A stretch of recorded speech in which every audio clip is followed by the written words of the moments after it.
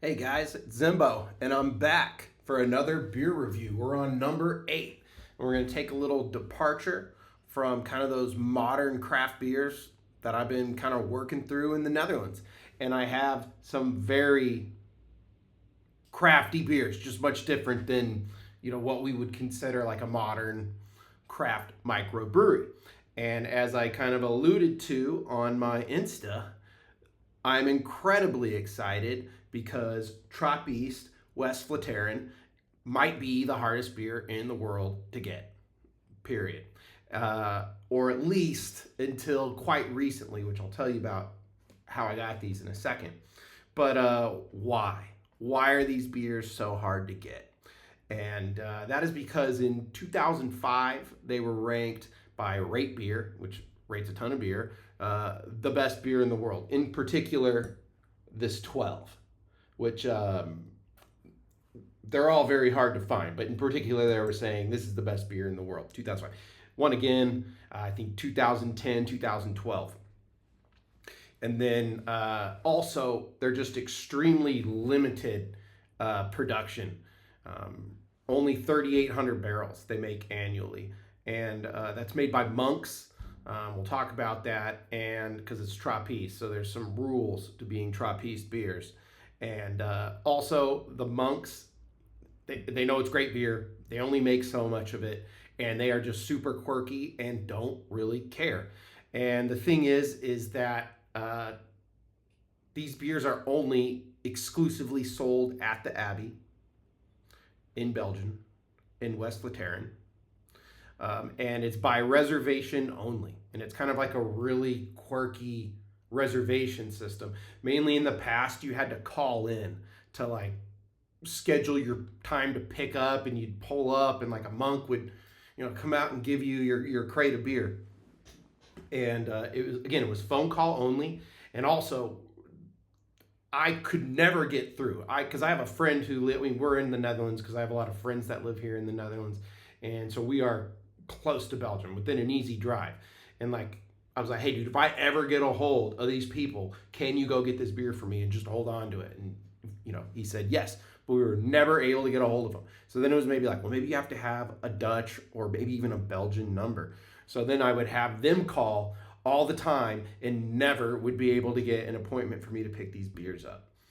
And then also, so yeah, you got to make that. And then I guess a little while ago, maybe 2020, they started taking reservations through this online reservation system. So I assume it's maybe a little easier now because you don't have to have some, foreign phone number to get this beer in some other place. But they do track your phone number and your ID, and they only let you get so much. And so they won't let you just keep calling. And again, it's very limited. They allow you to get 1 to 2. I've heard of 3 crates per car, depending on production level of that year. But they typically only give you 1 to 2 crates per car. And again, they track your ID, they track your number, they're looking at your license plate, and that's every 60 days. So, and mainly because the monks are concerned about people abusing it, buying the beer and reselling it. And I have seen these for sale for 50 plus up to $100 a bottle. And that was really happening in the Netherlands. And so the reason why I was able to get this is, I guess recently I was just down at the beer store. The one I went to initially closed, but there's this really cool high-end liquor store. I can put a link to it in the website or on my channel. And I was just talking to him, and we were looking for some Dutch wine, which is like a small niche, kind of like growing, interesting little production of wine made down in the Limburg area. But anyway, we were going there, and I was like, well, might as well look at some beers while I'm down there. And I saw this, and I had to like double check, double take myself, because I was like, I'm not seeing that. And so I had to get on the phone. I talked to, get on my internet, and I'm looking, and I'm like, yeah, dude, that's the beer. And so I was like, walked up there, and I was like, what is this? And he said, yeah, because people have been scalping. They'd be scalping and, Taylor Swift ticket and these bad boys.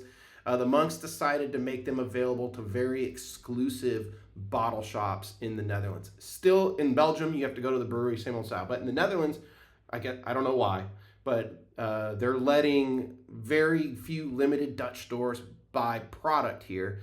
They're not cheap. I think €5 for one bottle of the 12, and the Blond was $3.50 or something. So not cheap, but a lot cheaper than you would expect. I mean, I could see this, people in America, like, oh, $50 doing the same thing. But under good faith, the monks are letting some of the kind of real bougie, boutique-y bottle shops get some, just to keep people from scalping the way they've been scalping. And again, the question is like, why? Why would the best beer numerous times in the world do that? And again, it's because the monks just don't care. And again, it's Trappist. And so what Trappist is all about is all beer has to be produced in the monastery or at a facility that like shares a wall, and they can like cut a hole so the monks can walk through. So all beer has to be made at the monastery. And these are particular Trappist organization. There's only 8 of them. And then all production must take place under the supervision of the monks of the abbey. And then thirdly, all proceeds, like money, everything. We're not even talking about profit, revenue, nothing. We'll just say all proceeds have to go to maintaining that abbey and like paying for the monks to live and eat food. And again, like, you vow poverty. So it's not like these monks are like kicking back with Cuban cigars and, living it up. Like, it just pays for their monastic existence. It can also be used for like development of their community, whether it's like Trappist community or the community where their abbey is. They got to help the town do something. They can raise money for that. And then of course, charitable events. And that's all that the proceeds go to. And the monks really don't care. And again, there's only 8. There's 5 in Belgium, 1 in the Netherlands, 1 in Italy, and 1 in England. And you can get some. They're not all crazy. Like the most well-known one is, we all see it, as Chimay. And Chimay is probably the engine that drives the Trappist organization. I assume they're covering a lot of the expenses of everything, I'd imagine. You can also get La Trappe, and you can get a few others. But this one is the hardest to get. And again, it's made at the St. Sixtus Abbey in Westvleteren, which is the namesake of this beer. And stylistically, they're all kind of unique in some way, in their own right. Like, it's just monks that have been making these things for generations. I didn't look the data, but I think this one's from like 1830 is when they built the monastery, and then they really started making beer maybe like 100 years ago. I don't know. I didn't look the history up, but very hard beer to get. And stylistically, we'll say that they're an abbey ale, but not all abbey ales are Trappist, obviously. And so, like, what is an abbey ale? They're usually these kind of really big, dry ales from the Belgian area. They tend to have like a dry flavor, dry finish. You'd think they would smell sweet, but really you're just smelling this really fruity and kind of peppery, spicy esters from the Belgian yeast that a lot of these products are using. And again, like, I doubt they're going to White Labs or some yeast company and, in buying yeast. I'm sure it's something they've been doing forever. And there's usually 4 categories. You got a single, which is a pretty like moderately alcohol, 4.5 to 6%. Blonde, usually really bitter, like a nice hoppiness. Then you have a double, which is like it's a deep reddish copper, kind of like a brown beer. And they're coming in at like 6 to 7.5%, so a little more. They do have like kind of a dry fruit, chocolatey aroma, a little more like darker malts are used. But still that same dry finish with the fruity, peppery esters from the yeast. Then there's a triple, which is usually kind of the single that's taken up a notch, and they're quite high in alcohol, usually 7.5 to 9.5% ABV, and very kind of complex aroma, like extreme fruitiness, extreme spiciness from the yeast. From a hop standpoint, not really considered super hoppy beers, but it should have like a floral, spicy, kind of like European hop smell to them. And then you have a dark, strong ale, which is probably of the other 3 that tend to be on the drier side. The dark, strong ales tend to be a slightly sweeter beer. but very high alcohol, 8 to 12%. You get that same beautiful Belgian fruity, peppery, yeasty smell, very malty, but quite a bit of attenuation. And I think what we have here, and again, like that's usually an Abbey ale, and the Trappists don't always say that. They all have their own, like Chimay, you have a red, a white, and a blue. Um, different Trappist breweries, different things. These guys have 3 bottles. They have this green cap, which is a blonde. I'm assuming is like their single, coming in at 5.8%. So like a modest Belgian beer. And then they have a blue bottle they call the Oct, which is I think it's like a duple. So again, a little bit more elevated ABV. I didn't get the Oct. I can go back and get it. He's got a bunch. I should probably go get more. But and then they do the yellow cap, which is the 12. And I'm thinking this is going to be, I hear it's a quite dark beer when you look at the pictures. I've never had this. So I'm going to assume this is a dark strong coming in at 10.2%. So let's open these bad boys up. Oh, and by the way, I figured for this occasion, maybe I'd invest in some real glassware. And usually a Belgian beer, like they almost all have their own glasses that are quite unique. But if we're just going to go kind of like a generic glass, you're going to want a tulip or you're going to want a goblet, something that's large and kind of cones in on itself, just so you get the support, because we should get a nice billowy head. And you also kind of want it to cup those aromas towards your nose. So again, we're going to start on this Blonde. Let me give you a little close-up of this bad boy. Yeah. So, and again, what we're expecting, because we can look these styles up, and all these styles that I'm kind of going with are the BJCP kind of standard for styles. And that's what, when you submit a beer to a home brew competition, that's usually like the chart they're going to go off of. And it's like, did you hit every single box and get it correct?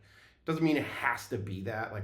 But in a competition, they're going to ding you on that. But anyway, so what we're thinking, this should be a very clear beer. I'm not saying like crystal clear like a lager, but we should get very good clarity with a nice billowy head. And I can already see, because these beers are quite carbonated. Oh yeah, and you can already see it. It's looking beautiful. Again, now that we got the beer poured, oh yeah. Again, don't be afraid of the foam. That's maybe a little too much, but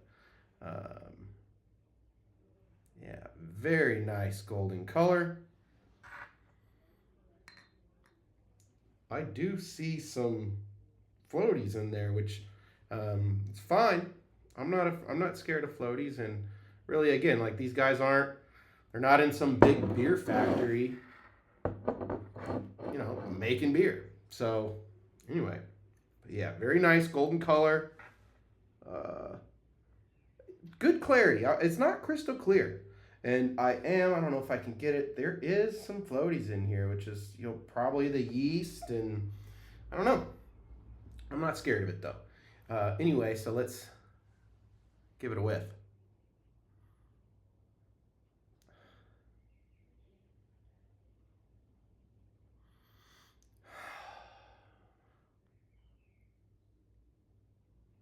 I'm getting that very floral hoppiness, and like if you really want something to like show you like what do you mean by floral earthy hoppiness, like pretty much any German beer you get, if you get like a German lager, you're gonna get a lot of like kind of a sharper floral, almost spicy kind of hoppiness aroma.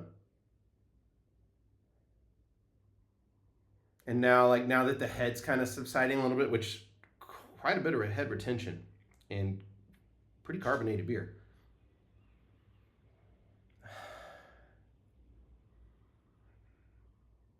I'm starting to get those like yeasty. It's like almost like a fruit. You get a little bit of orange, citrus. It's hard to put your finger exactly on what fruit you're smelling, but it's like fruit and pepper, and that's what you're gonna get in a Belgian beer. That's kind of the style.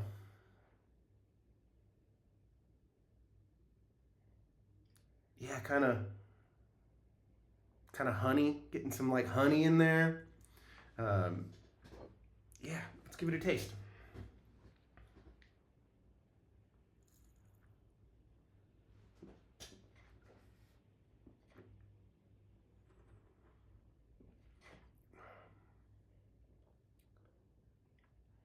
I know I was expecting a dry beer, but this is even drier than my nose was telling me it would be. And again, like as I started at the end there, I started really getting some of that kind of like honey, kind of, I don't know how to say it, maybe like honey biscuits and like maybe like white cracker with like honey, but like a very light, like strong maltiness, but not roasted at all.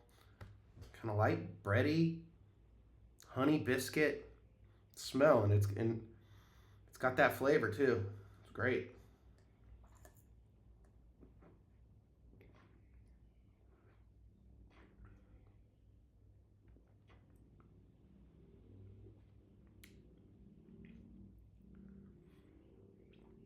Nice peppery finish. It finishes very dry. You don't have any. Sometimes if you get like a Golden Strong or some of these other Belgian Abbey ales and stuff, like they kind of have a sweet stickiness they leave in your mouth in the finish. Very clean, nice and peppery. Let's see if she gulps.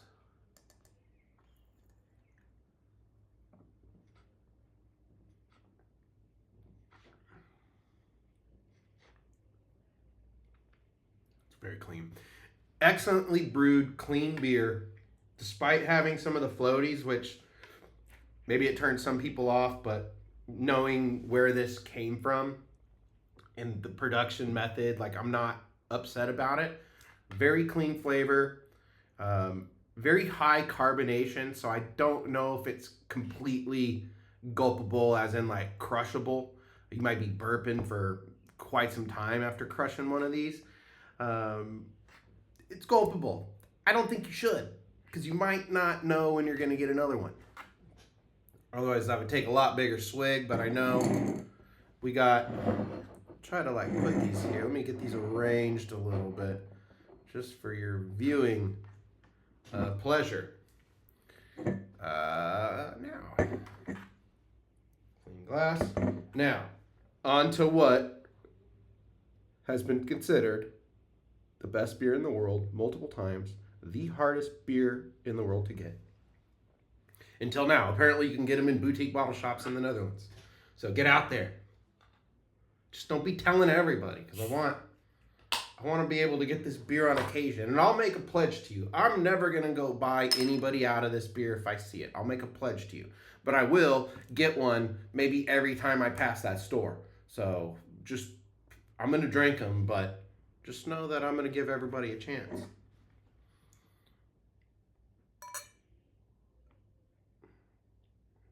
Oh yeah, very nice copper color.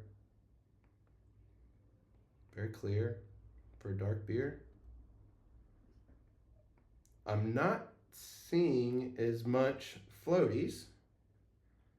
It's a beautiful colored beer. We'll see when I get, sometimes those floaties come, from the bottom of the bottle. As you can see, I left a tiny bit of the blonde still in there. There's nothing wrong with it. Sometimes I'll swish that bottom along and plop it right on the head like you'd see somebody do with the Hefeweizen. Yeah.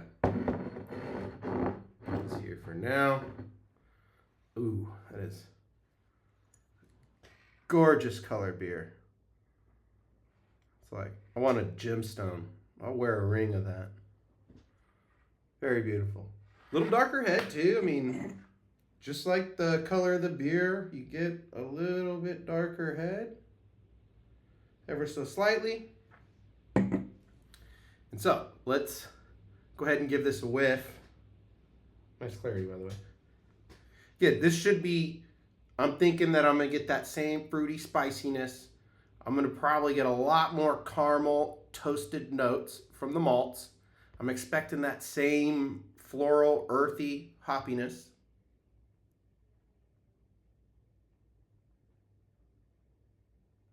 Yeah, oh, that smells great.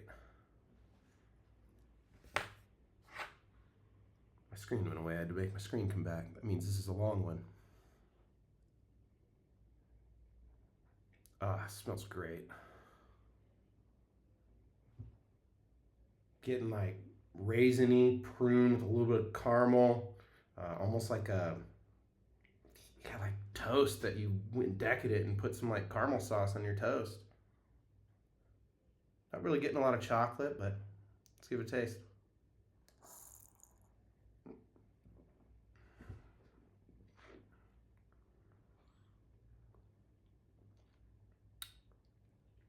Certainly not as dry. I guess to be expected out of a dark strong ale, Belgian style, but definitely on the sweeter side. This would be like perfect after a like nice grilled pork chop or like a ribeye or something rich. Like this would be perfect dessert beer. Even be nice with like some really strong like Dutch cheese or like Belgian cheese. A lot of these Trappist guys make their own cheese too, and like that's the pairing I would suggest, obviously. Let's give it another taste.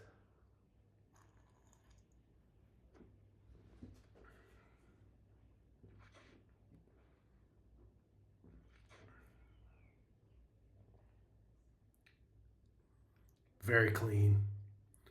Very well brewed, clean beer. Again, nice caramel notes with some dark raisiny. Still, after that sweet malty, the beer is finishing nice and dry. Tiny bit of stickiness, but very little. And then that peppery, fruity ester from the yeast just lingers. It's great. Is this gulpable? I mean, I'm gonna do a little gulp for you because I really don't want to gulp this beer and waste it.